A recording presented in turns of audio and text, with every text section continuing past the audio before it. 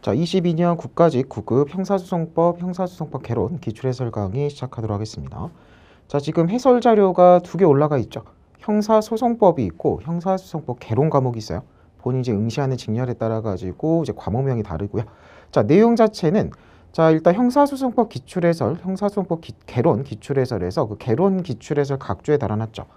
자, 작년 같은 경우는 네 문제 제외하고 아예 같은 문제를 출제됐고요. 자, 이번 시험 같은 경우는 4번, 6번, 8번, 9번, 15번, 19번입니다. 6문제만 다른 문제가 출제되고요. 나머지 14문제는 또 역시 그냥 아예 생으로 순서까지 같은 문제를 출제됐어요. 그래서 이제 수업 시간에도 얘기하는 게 이제 질문을 많이 하시는 게 지금 과목명 자체가 이제 형사소송법으로 업로드되고 하니까 커리큘럼 자체가 이제 형사소송법 개론 시험 준비하시는 분들이 개론 시험 준비용으로도 이제 형사소송법 강의를 들어도 되는 거냐 뭐 이렇게 질문 많이 하시는데 거기 항상 답변 드리는 게 뭐예요? 지금 교재 출제 범위나 출제 내용이나 출제 경향, 출제 지금 형태 이런 것들 심지어 지금 최근 기출도 절반 이상이 아예 생으로 같은 문제가 나오니까 공부하는 방법이나 교재를 달리할 실익이 아무것도 없다 그랬습니다. 그래서 강의와 교재 자체가 공통으로 진행이 되고요. 형사소송법 준비하시는 분들도 개론 기출문제까지 다 풀어봐야 되는 거고 개론 준비하시는 분들도 형사소송법 문제까지 다 풀어봐야 되는 거죠. 그래서 항상 같이 묶여가지고 공부한다고 생각하시면 돼요. 자, 그래서 오늘 기출해설 강의 같은 경우는 형사소송법 기출해설 위주로 이제 가되 지금 결국은 같다 그랬잖아요. 문제가. 그래서 6문제만 이제 다른 것들 그냥 한꺼번에 같이 설명하면서 갈 거니까 자기가 응시한 시험 해설 보시면서 이제 6문제 한 해 가지고 추가 설명 들어가는 건 이런 게 이제 다른 시험에서도 나왔나 보다 해가지고 뭐 자료는 같이 보셔도 되고 그냥 말만 듣고 따라가셔도 돼요. 이제 그런 식으로 한꺼번에 진행하도록 하겠습니다. 자, 그리고 원래 이제 우리가 뭐 문제풀이 강의 이렇게 들어가면 20문제 이제 1회분 문제를 풀 것 같으면 한 2타임 정도, 2시간 정도 잡아가지고 전체 지문 하나하나씩 이제 꼼꼼하게 이제 설명하고 이제 관련 쟁점 설명하면서 꼼꼼하게 진행을 하는데 이번 강의 같은 경우는 이제 해설 특강, 이제 간단하게 보는 거기 때문에 정답 지문하고 좀 혼자 보기 까다로운 지문 위주로 해가지고 딱 한 타임 정도로 해가지고 빨리빨리 끝내도록 하겠습니다. 자, 그러면 당연히 뭐요? 저는 그렇게 이제 간단하게 넘어가지만 이제 다음 시험 준비하시고 하시는 분들 같은 경우는 정답 지문만 볼 게 아니라 정답 외 지문까지도 당연히 공부 단계에서는 전부 다 정리하셔야 되는 거죠.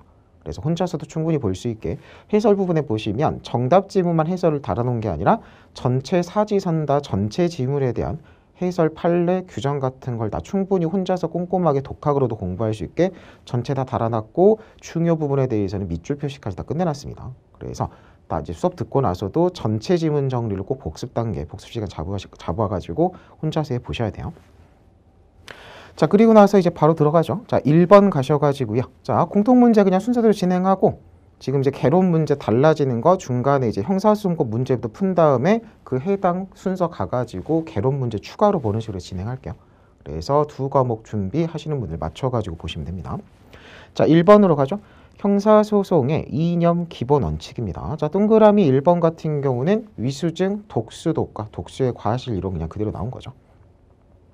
자, 왜 동그라미 2번입니다. 신속한 재판의 원칙 관련해서 이게 기출지문은 아닌데 기본서에 들어가 있는 판례죠. 그래서 신속한 재판의 원칙 침해한 것은 아니답니다. 이번 시험 같은 경우가 기존에 기출되지 않았던 판례들을 좀 찾아서 낸 지문이 몇 개 있거든요. 근데 그런 것들이 대부분 기본서에는 언급이 돼 있는 판례들이고 일반론 지문 같은 것도 몇 개 나온 게 있어요. 그래서 계속 강조하는 게 어쨌든 주교재를 기본서로 잡고 그걸 계속 회독을 반복하면서 전체 내용을 공부한 걸 바탕으로 문제풀이 과정, 문제 풀면서 숙련도를 올려야지 문제풀이 양을 늘려가지고 그냥 기본서 정리 안 한 걸 커버해버리겠다고 하면 생각보다 이런 것들이 빠지는 것이 하나씩 나올 수가 있어요. 그래서 항상 기본서부터 출발해 주교재를 잡고 가는 겁니다. 자, 동그라미 3번. 이게 지금 헌재 판례에서 뽑아놓은 표현이긴 한데 실제로 이 헌법재판소 판례를 외워가지고 시험 문제를 풀긴 힘들었어요. 그냥 읽어보면 이런 이중적 성격을 갖는다. 얼마든지 그냥 일반적으로 맞는 말이겠구나 하고 그냥 넘어가고 2번 같은 게 확실히 틀렸으니까 정답은 2번이구나. 이렇게 맞췄어야 되는 문제입니다. 해설에 판례가 달려있다 그래서 이 판례를 또 완벽하게 막 외워서 들어가겠다.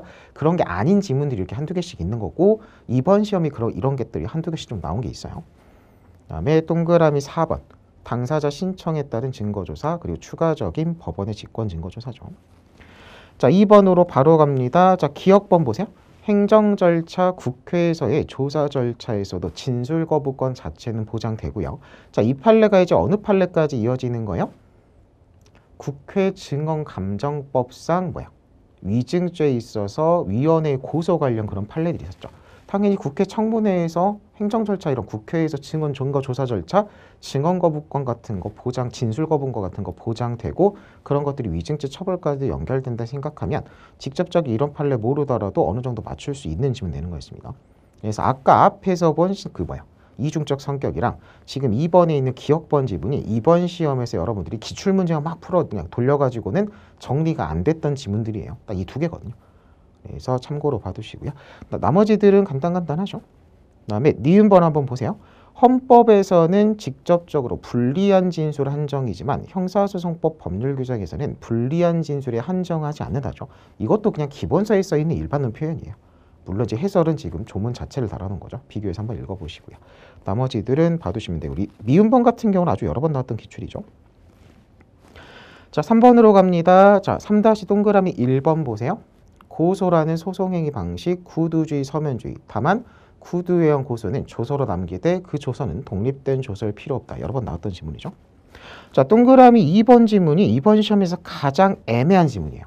이게 일반론으로 그냥 표현 자체로만 우리가 일반론과 이 지문 표현 자체로만 판단해 보면 맞는 지문으로 볼려지도 충분히 있는 케이스인데 이게 실제로 판례가 일반 범 내에서 벗어나는 건 아니고 사실관계 자체가 판례 원문을 분석을 해보면 사실관계 자체가 좀 애매한 사안이거든요. 그래서 니은 동그라미 2번 같은 경우가 여러분들 시험장에서 이거 맞는 거 아닌가? 왜 맞는 게 1번, 2번 두 개지? 이렇게 순간 헷갈렸을 수 있는 지문이에요. 그래서 지금 전체 문제 중에 3번이 가장 애매한 문제거든요. 자, 그래서 동그라미 2번 그대로 한번 보죠. 피고인과 고소인, 피해자 측이겠죠. 작성한 합의서가 1심 법원에 제출이 돼요. 그럼 합의서에 처벌불원의 의사표시가 명시돼 있으면 그리고 그게 1심 판결 선고 전에 지금 제출이 된 거죠. 1심 판결 선고 전에 친고죄에 있어서 고소 취소가 된 걸로 보고요. 한번 고소 취소가 되면 취소의 취소, 재고소는 금지되죠. 자, 그게 우리가 배운 일반론이에요. 따라서 고소 취소 효력이 있고 고소인이 1심 법정에서 그 취소를 번복하는 거니까 취소의 취소고 재고소죠. 그런 증언을 하더라도 그대로 그냥 고소 취소 효력이 유지된다로 간다고 하면 이게 지금 말만 보면 동그라미 2번 얼마든지 맞다고 볼 수 있는 판례예요. 있는 지문입니다. 자, 근데 이제 판례로 한번 가보세요. 이게 81년도 판례고 이게 책에서 잘 일반적이지 않은 판례이기 때문에 잘 언급도 안 한 판례인데 출제자가 이거를 막 억지로 뒤져가지고 좀 출제한 거거든요. 자, 고소인과 피고인 사이에 작성한 합의서의 내용이에요. 상호 간에 원만히 해결되었으므로 이후에 민형사 간 어떠한 이의도 제기하지 아니할 것을 합의한다라고만 써 있어요. 지금 형사상 어떠한 이의를 제기하지도 않는다라고 써 있죠.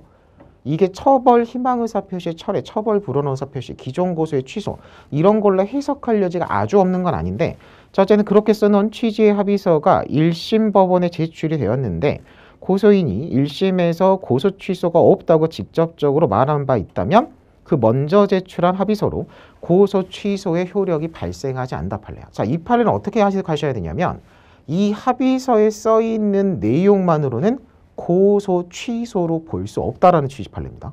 이게 원문 판례를 읽어보면 판례 원문을 전체를 읽어보면 판례 취지가 한 번 취소한 거를 증언한 거 가지고 번복이 가능하다. 취소의 취소를 인정한 판례가 아니에요. 애시당초 이 정도 멘트 써가지고 제출한 합의서 가지고는 고소 취소를 인정할 수 없다 쪽 취지의 판례거든요, 원래.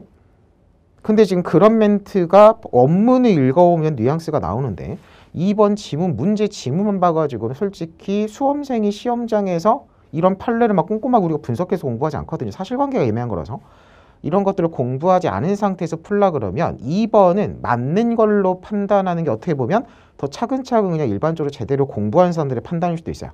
그래서 지금 3번 문제가 제일 정답률이 낮을 것 같다고 제가 이제 개인적으로 생각하는 문제 중에 하나입니다. 자, 근데 뭐요? 자, 어쨌든 동그라미 1번이 너무 확실하게 맞으니까 동그라미 2번은 좀 이상한데 이게 틀린 거겠지 하고 상대적으로 풀었어서 그렇게까지 정답률이 막 바닥까지 가진 않을 것 같은 문제긴 해요. 근데 실제 시험장에서 2번 지문은 아주 헷갈렸을 겁니다. 그래서 어쩔 수 없이 1번이 더 확실하게 맞고 여태까지 계속 나왔던 지문이고 1번이 맞으니까 그냥 2번이 틀렸겠구나. 실제로 이제 그렇게 풀었어야 되는 문제고요. 2번 같은 경우는 이런 판례를 출제하는 그렇게 좋은 출제는 아니에요.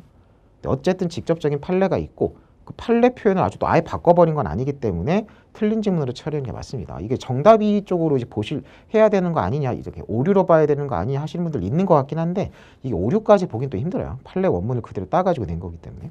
그래서 3번에 2번이 약간 애매하긴 합니다. 어쨌든 정답 자체는 1번으로 하는 게 맞아요.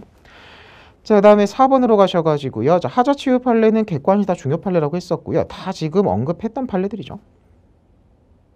자, 그래서 정답만 한번 보시면, 자, 동그라미 3번 한번 보세요.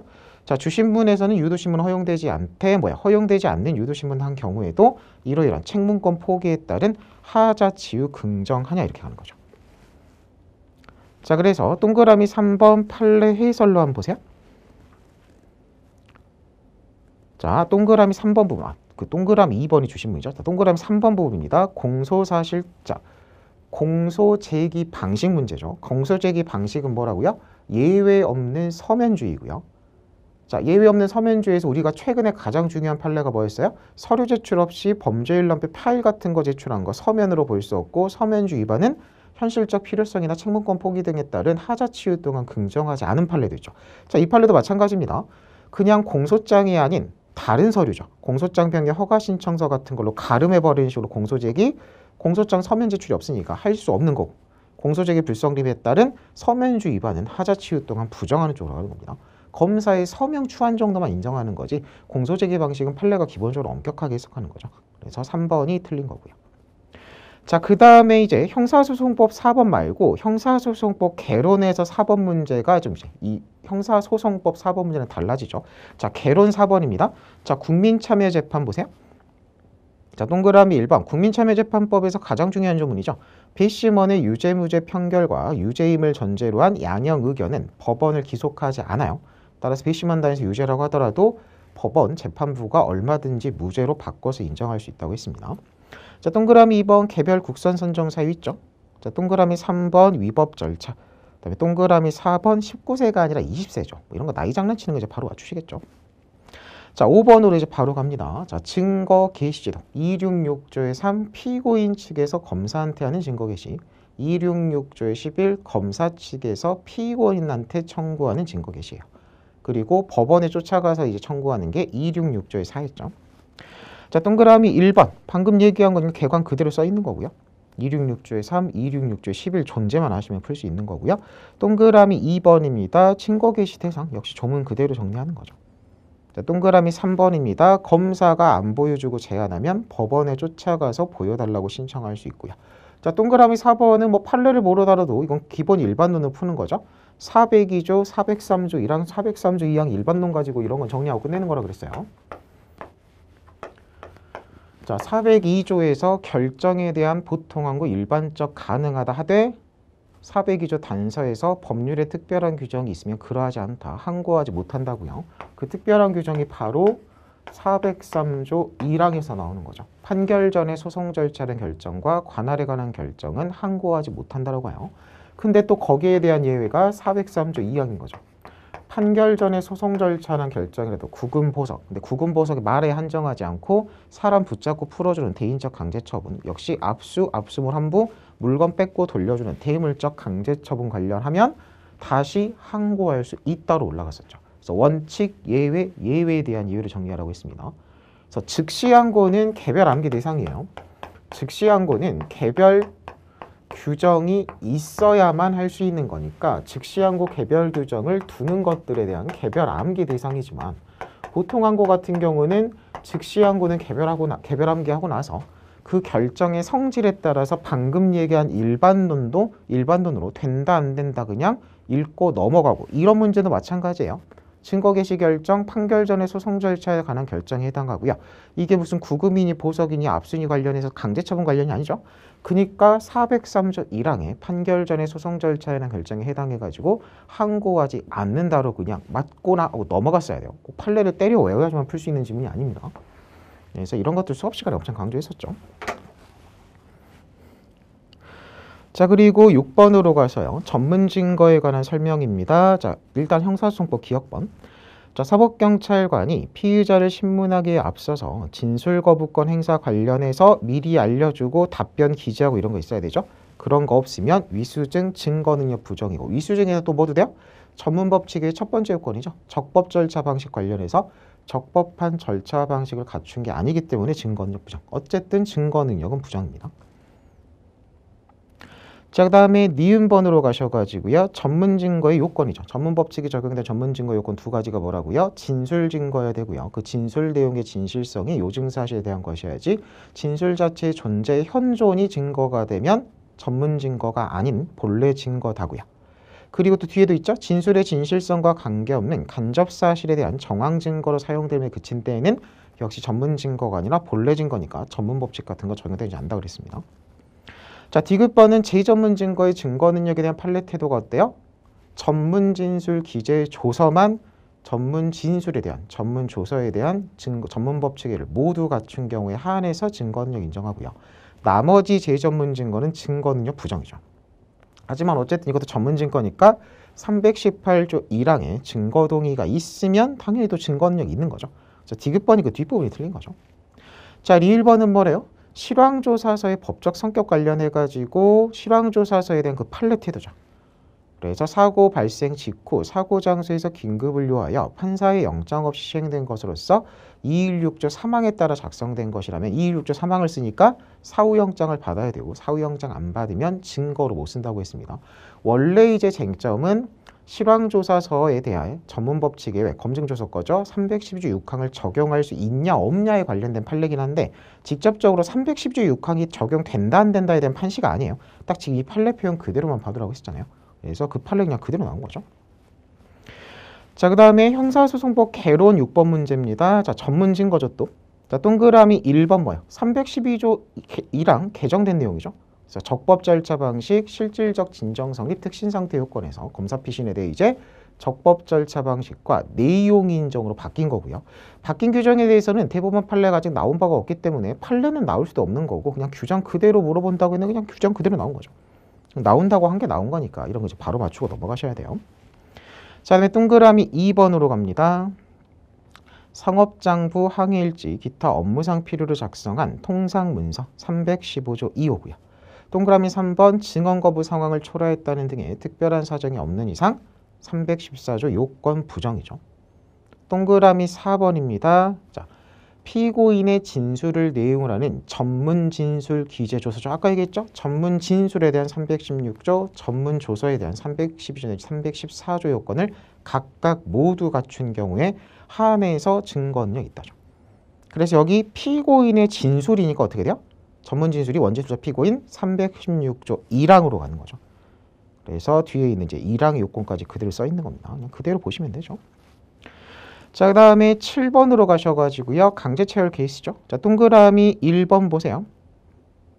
자, 우리가 강제체열 허용됨을 전제로 허용 요건 4가지 정리하고요. 허용 요건을 갖춘 경우 필요한 영장의 종류 논의에 대한 판례 태도가 어떻게 돼요? 판례는 일관성 없이 실질적인 영장이거나 무슨 압수영장이든 감정처분 허가장이든 검증영장이든 다 된다고 했습니다. 그러니까 동그라미 1번 감정에 필요한 처분, 감정처분 허가장으로도 할 수 있다라는 게 판례죠. 바로 틀린 거죠. 그래서 우리가 딱 그 정리했던 일반론 가지고 직접적인 판례 멘트가 안 떠오르더라도 바로바로 풀 수 있는 것들이에요. 자, 동그라미 2번 강제처열 관련해서 영장주의회 218조랑 216조 3항 정리했죠. 218조 이미지출 압수에서 되는 판례 안 되는 판례. 되는 판례가 어떤 판례? 간호사가 진료 목적으로 체열해 놓은 거를 제출한 경우죠. 그건 적법한 임의 제출로 본다고요. 그게 지금 4번 지문이죠. 그리고 적법하지 않은 임의 제출로 봐서 영장주의 위반 위수중으로 뺀 게 뭐였어요? 법정 대리인 동의, 동서 동의 받은 건 안 된다고 그랬죠. 본인 동의가 있어야 되고요. 그게 지금 동그라미 2번이잖아요. 배운 그대로 나왔고요. 자, 방금 또 전에 말한 216조 3항의 영장주의가 동그라미 3번에 나온 거죠. 그래서 동그라미 1번 지문은 필요한 영장의 종류고요. 동그라미 2번, 3번, 4번 지문은 강제체열 관련해서 영장주의 예외 그대로 정리했던 거 그냥 그대로 나온 겁니다. 쉬운 문제는 아니지만 정리했던 거 그대로 나왔으니까 나는 그냥 바로 맞추고 넘어가는 거예요. 자, 그 다음에 8번으로 갑니다. 자, 동그라미 1번 증거 의견 받는 절차 설명 여러 번 했죠. 역시 규칙 표현 자체를 물어다뤄 수업 시간에 그 전문 법칙 예외 관련 절차 설명할 때 쭉 시간 순서를 나열했던 것만 머릿속에 딱 떠올려도 그냥 바로 맞추는 지문이에요. 그래서 검사가 증거, 진술조서 같은 거 신청하면 피고인 측에 제시해서 피고인 측에서 동의, 부동의, 증거, 의견을 받는다라고 했잖아요. 그 절차 설명한 것만 머릿속에서 그냥 한번 떠올려도 그냥 바로 맞는 지문인 거죠. 자, 동그라미 4번입니다. 자, 증거 결정에 대한 이의 신청과 증거 조사에 대한 이의 신청도 여러 번 비교해 설명했죠. 증거 결정에 대한 이의 신청은 법령 위반만을 이유로 할 수 있지만 증거 조사에 대한 이의 신청은 법령 위반뿐만 아니라 상당하지 아니함을 이유로도 할 수 있다고 했습니다. 그런 거 바로바로 떠올리면 맞는 거죠. 자, 그 다음에 형사소송법 개론 8번으로 가죠. 증거 조사입니다. 자, 동그라미 1번 방금 얘기한 거죠. 아까 형사소송법에서는 증거 결정 법령 위반이 나왔고요. 형사소송법 개론에서는 증거 조사에 대한 이의 신청 사유, 법령 위반 상당하지 아니함을 이유로 둘 다 가능, 맞는 지문이죠. 자, 동그라미 2번입니다. 간접 증거에 의한 증명 가능하죠. 간접 사실로 추인케 하되 역시 뭐야? 그 정도는 합리적인 의심의 여지가 없을 정도의 유죄의 확신만 갖게 하면 되는 거죠. 그래서 2번 바로 틀린 거고요. 나머지 읽어보시면 되죠. 자, 그 다음에 9번 재심으로 갑니다. 자, 재심 사유예요. 자, 밑에 해설 보시면 420조에 1, 2, 3, 4, 5, 6, 7이고요. 가장 중요한 게 5고 그 다음에 판례에 딸려는 2, 5, 7호 정도 잘 봐두시고 나머지는 그냥 사유 정도만 한번 읽어보라 그랬죠. 자, 그래서 그냥 그거 그대로 사지선다로 물어본 거고요. 포인트는 자 1번 지문 보세요. 자, 1호가 뭐요? 확정 판결에 의해 가지고 이런 것들이 위조된 것이 증명돼야 되는데 여기서 확정 판결은 당연히 무슨 판결을 말해요? 형사 판결 말하는 거죠. 자, 그래서 1번이 이제 잘 안 보던 1호 관련이니까 애매해서 뭐 포를 해뒀다 그래도 2, 3, 4번 같은 경우 확실히 지금 그냥 조문 그대로 나온 거니까 1번이 틀렸겠구나. 그 민사에서 포인트 잡아 그냥 푸는 문제였습니다. 자, 그 다음에 다시 개론 9번 재심으로 가셔가지고요. 자, 동그라미 1번 보세요. 자, 재심 심판 절차에서는 뭐다? 재심 심판 당시 법령 적용이니까 바뀐 게 있으면 바뀐 대로 그냥 적용하는 거죠. 자, 그 다음에 동그라미 3번 보세요. 자, 유죄 확정 판결에 대해서 재심 심판 절차 결과 재심 판결이 선고되고 확정돼야 기존의 유죄 판결 실효예요. 그냥 진행된 것만 가지고는 효력을 잃지 않죠. 바로 틀린 질문입니다. 자, 그 다음에 10번으로 가셔가지고요. 자, 동그라미 1번 공소사실 동일성 판단 기준에 대한 판례 태도가 어떻게 된다고요? 기본적 사실 동일성을 기본으로 하되 구체적 판단에 있어 규범적 요소까지 고려해서 강도상해죄, 작물취득죄의 동일성을 부정한 바 있다를 기본 판례로 그냥 아예 외워버리라고 그랬죠. 여기도 지금 뭐요? 기본적 사실관계 동일설의 규범적 요소 고려죠. 그리고 2번, 3번, 4번은 동일성 관련 그냥 개별한 게 판례입니다. 여러분들 그냥 봐두시면 되죠. 자, 그 다음에 11번으로 가셔가지고요. 증거 동의입니다. 자, 동그라미 2번 바로 보세요. 1심에서 인정한 증거 능력은 항소심까지 그대로 유지죠. 그것만 떠올려도 그냥 바로 틀린 질문이에요. 자, 그 다음에 12번으로 갑니다. 공동피고인. 자, 동그라미 1번 공동피고인의 증인적격에 대한 판례 태도 공범인 공동피고인과 공범 아닌 공동피고인을 나눠서 공범 아닌 공동피고인의 증인적격을 인정하고 공범인 공동피고인의 증인적격은 부정하되 공범인 공동피고인도 변론을 분리하면 증인신문 가능하죠. 그리고 거기서 이어지는 게 공범의 의미예요. 그래서 총칙상, 각칙상, 필요적 공범 다 포함시키고 작물범과 서로 싸운 경우만 공범에 해당하지 않는다고 했었습니다. 그게 그냥 바로 머릿속에서 떠오른 상태에서 그냥 문제 보는 거예요. 자, 동그라미 1번입니다. 공범이니까 어떻게 돼요? 분리되어야만 할 수 있는 거죠. 분리되지 않으면 할 수 없다. 바로 맞는 거고요.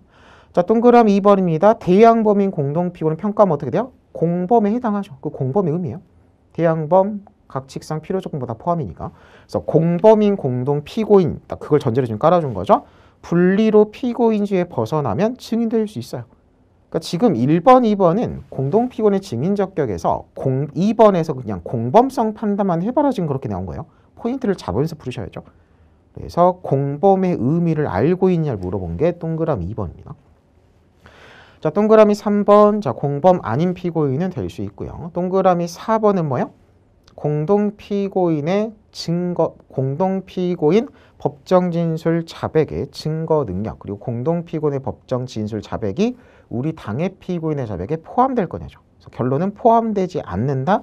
포함되지 않는 걸 전제로 공범인 공동피고인의 법정 진술 같은 거 피고인주의 산 거 당해 피고인에 대해서 증거 능력 인정한다 쪽 판례죠. 그래서 불포함설과 증거 능력 인정하는 그 판례 두 개를 한꺼번에 물어보는 거라고 했습니다. 보강법칙에서 맨날 하는 케이스인 거죠.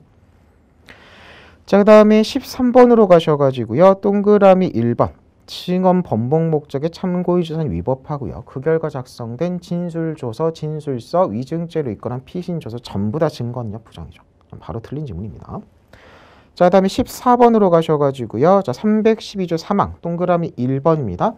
공범에 대한 피신조서에 대한 전문법칙의 외역권 310일 사망이고요. 사망 적용을 전제로 내용 인정의 주체는 당해 피고인 내용 인정서죠. 그리고 이제 312조 사망에 따라 당해 피고인 내용 인정하니까 314조는 적용 여지 없다라는 게 판례예요. 그냥 바로 틀린 지문이죠. 나머지들도 맞춰서 읽어보시고요. 자, 15번으로 갑니다. 압수수색이에요. 자, 동그라미 1번 별건 압수는 위법하고 위수증 증거 동의하더라도 여전히 증거 능력 없죠. 다만 별건 압수 아닌 본건 관련이면 증거 능력이 있는 거죠. 영장의 효력 범위 등이 미치는 거고요.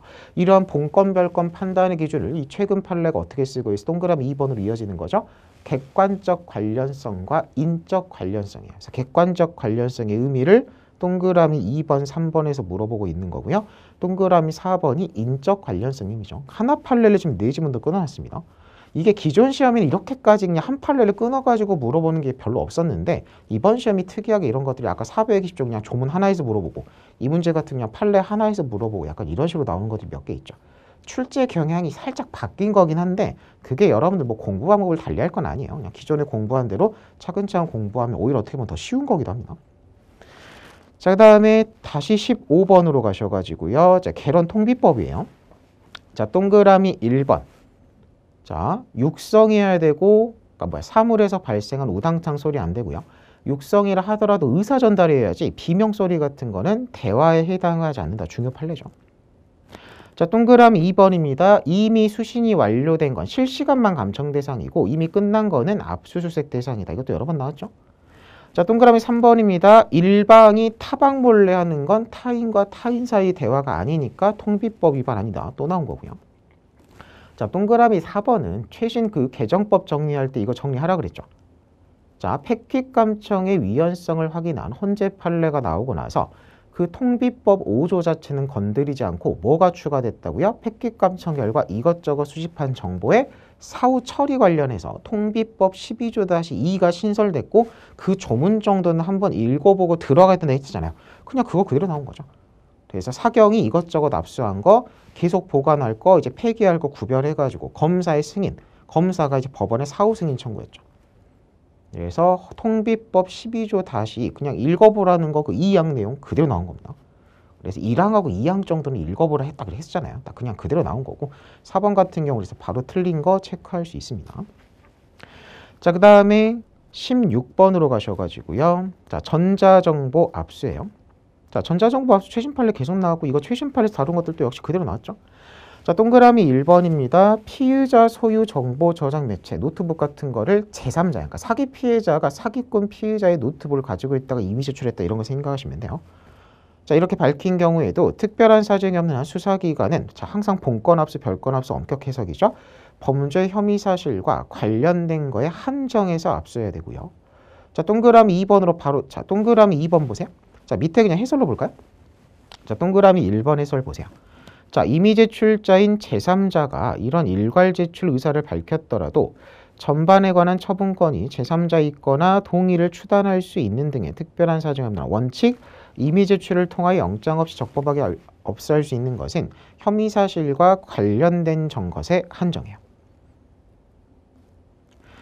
자, 그 다음에 동그라미 2번의 끝에 그 4줄 따라서 이어보세요. 이미 제출된 정보 저장 매체에서 압수 대상이 되는 전자정보 범위를 넘어서는 전자정보에 대해서 영장 없이 압수수색 취득하면 위수증이고요. 위수증이니까 어떻게 돼요?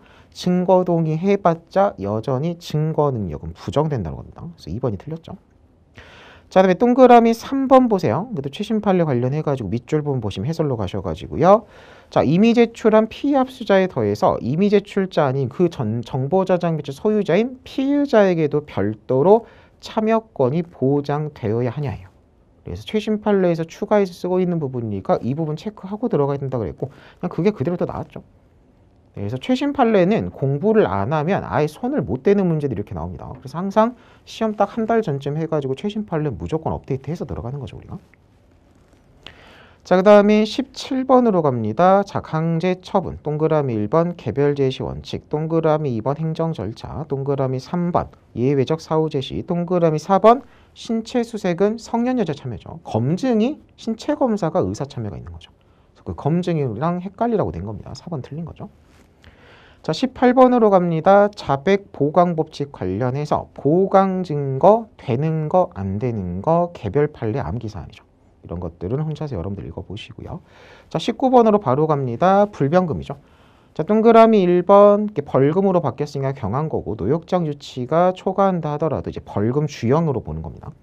그래서 불변금 위반이 아니다라고 하고요. 동그라미 2번 약식에 대한 정식 중한 종류의 형 선고하지 못한다. 형정상향 금지 원칙 뭐 이런 건 바로 나오는 거죠. 자, 동그라미 3번 피고인만 또는 피고인의 이익을 위해서만 한 경우에 불변금 적용되는 거고요. 검사의 객관 의무에 따라서 피고인의 이익을 위해서만 할 수 있는 거죠. 그 경우 여전히 불변금은 적용된다고 합니다. 동그라미 4번 읽어보시고요. 자, 형사소송법 개론 19번 보세요. 재정 신청 기각 결정에 대해서 즉시 항고할 수 있냐 해서 자, 262조 밑에 해설의 사항 조문 보세요. 2항 1호 결정이 뭐요? 기각 결정에 대해서는 즉시 항고할 수 있고 2호의 공소제기 결정에 대해서는 불복이 안 된다고 써 있어요. 즉시 항고 가부가 기각과 공소제기 결정 구별이고요. 지문은 기각 결정 물어봤으니까 맞는 지문이죠. 자, 동그라미 2번입니다. 자, 재수사 요청의 경우의 수를 보세요. 자, 245조-8입니다. 이것도 개정법 관련해서 그냥 무조건 한 문제 나온다 그랬죠. 자, 사법경찰관이 사건을 송치하지 않으니까 사경이 범죄 혐의 없다 그래서 불송치 결정해서 사건을 끝내버렸을 때요. 종결했을 때. 자, 위법 부당한 때 재수사를 요청할 수 있다고 합니다. 그래서 동그라미 2번 수사지휘권 폐지되고 검사한테 수사전결권이 부여되면서 그 검사의 수사전결에 대한 견제책으로 정리해두라고 그랬죠. 그래서 조문 그대로 해서 틀린 점 들어가고요. 나머지들은 읽어보시고요. 자, 그 다음에 20번으로 갑니다. 즉결심판. 그래서 20만 원 이하 벌금이고요. 자, 동그라미 2번 보세요. 즉결은 출석해서 재판을 하는 경우도 있고 그냥 서면 심리를 때려버리는 경우도 있죠. 그리고 출석해가지고 공판기일 지정할 때 진행할 때도 피고인 출석 없는 상태에서 그냥 해버릴 수 있는 경우가 있다고 그랬습니다. 자, 그 경우가 어떤 경우요? 구류 말고 벌금 과료 정도 선고하는 경우죠. 그래서 그 출석의 예외로 정리하셔야 돼요. 나머지들도 조문 읽어보시면 아시겠죠. 자, 그래서 그 정도 보시면 됩니다. 지금 보시면 빨리빨리 가기 때문에 정답 지문하고 좀 이제 중요한 것만 몇 개 보긴 했는데 아까 처음에도 얘기했죠. 여러분들 복습하신 단계에서 전체 해설 정리를 완벽하게 하고 이제 물론 이제 다음 시험 준비하신 분들 그래서 이제 공부해서 들어가셔야 되는 거고요.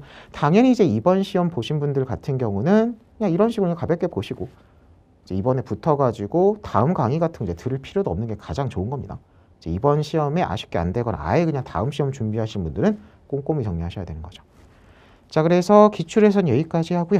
지금 시험 보신 분들 시험 보시느라 고생 많으셨고 이제 좋은 결과 있으시고 다음 강의 때는 제 얼굴을 이제 볼 일이 없기를 이제 기원 드리는 거고요. 이제 아쉽게 안 되거나 이제 다음 시험 메인을 준비하신 분들은 당연히 이거 정리도 하고 다음에 이제 정규 강의에서 이제 차근차근 수업 들으셔야 되는 거죠. 그래서 기출해설 강의 여기까지 하고요. 이제 컨디션 관리 잘 하시고 다음 강의 때 뵙도록 하겠습니다. 수고하셨습니다.